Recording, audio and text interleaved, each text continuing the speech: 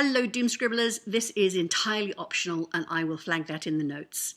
I am seeing some interesting things going on in the rooms. A couple of groups are getting close to finishing their chunk of their book. So we're all structured slightly differently because of the size of the groups and who's self-selected out.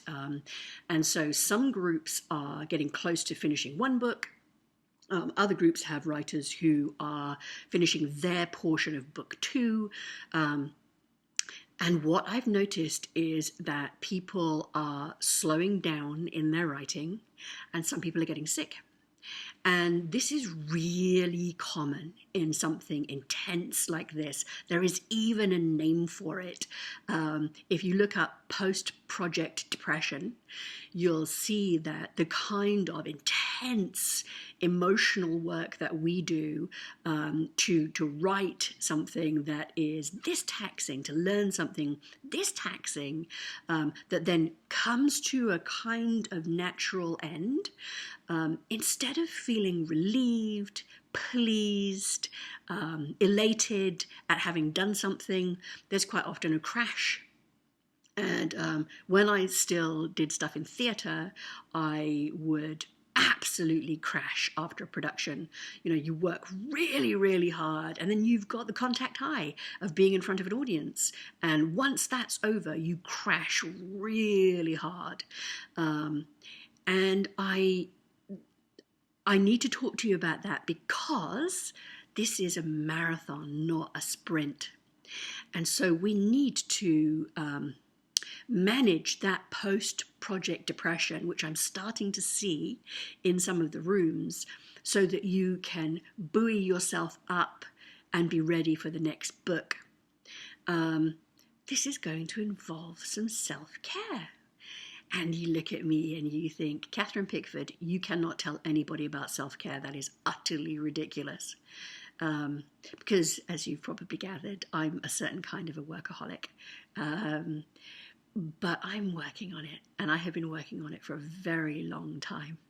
And so I'm going to share some of my thoughts about self-care. Self-care can look very different depending on where you are and what your misbeliefs are.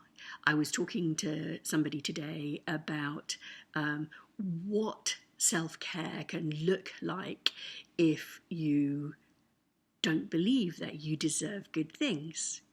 And that can come from all kinds of places.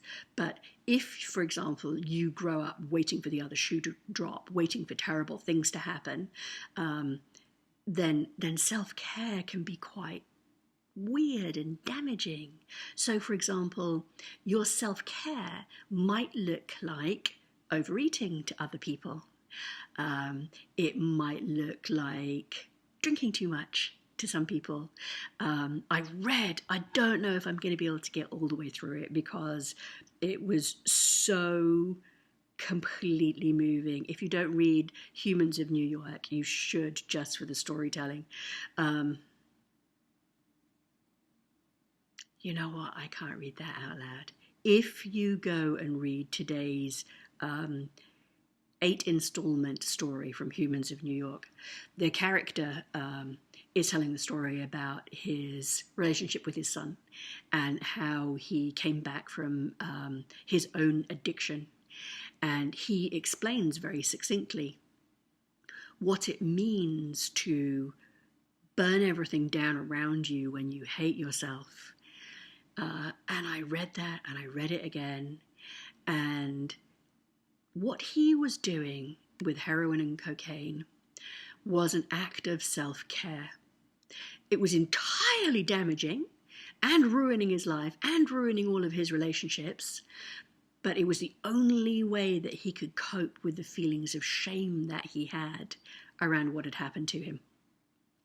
I should offer a trigger warning before you go read that because it is intense and violent and very, very distressing stuff. But my point is that self-care can look like a lot of different things until you take charge of it. until you take charge of it and you decide that you are running you, your misbeliefs are not running you. So if you have a tendency to overwork, if you have a tendency to beat yourself up, if you have a tendency to crash and burn at the end of a project, if you have a tendency to do something that is not good for you, or how you feel about yourself, or how you feel about the people around you, then I want you to encourage you to think about other ways that you might take care of yourself. One of the things that I do that is genuinely good is to read. I love to read. I've always loved to read. Reading has always been my escape.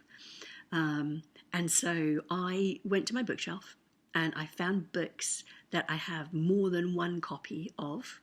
And whoever says that they want whichever one of these books first, I will send it to you as my sorry, I keep checking the time, as my self-care offering to you. So, Julia Cameron's Vein of Gold. This is the follow-up book to The Artist's Way, which I thoroughly recommend. The Artist's Way is outstanding, and this is very, very good. I just weirdly happened to buy 3 copies, so I've got one to spare.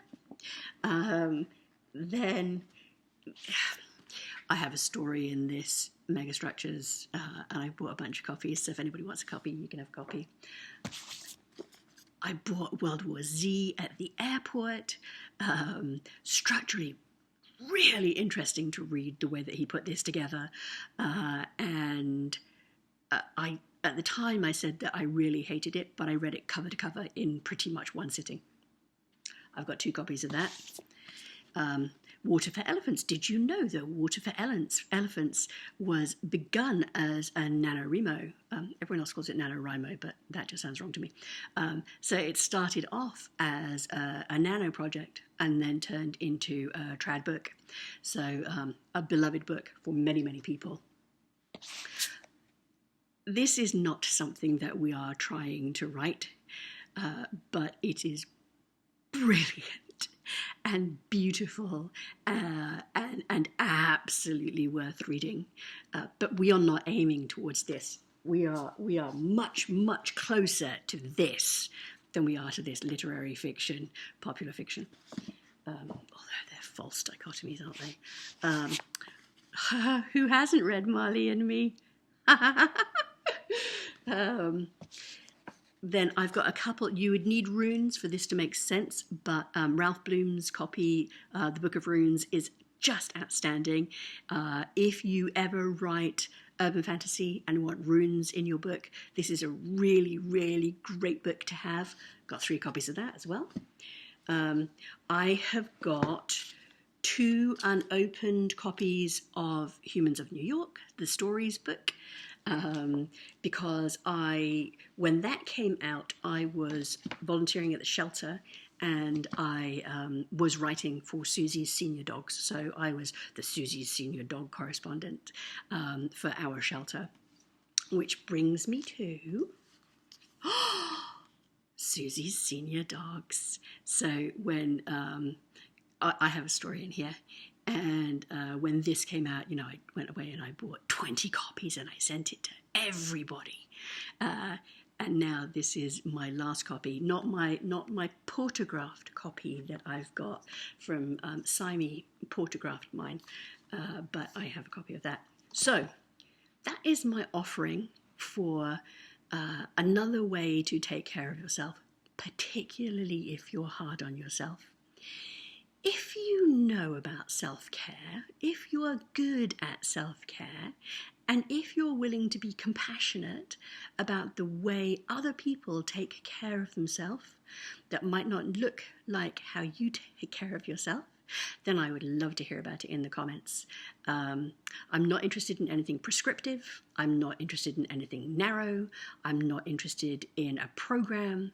I'm interested in ideas that have worked for you because of how you are configured. And so the goal of this is to get us to us running us instead of our misbeliefs running us. I'm going to go away and think about that now. So if you want any of those books, drop me a note. Maybe what I'll do is I will post this in the morning so that some of the people in the UK who are sleeping now, or, we're spread all across the world, I will post it pretty late so that everyone has a chance to see this. All right, my doom scribblers, goodbye.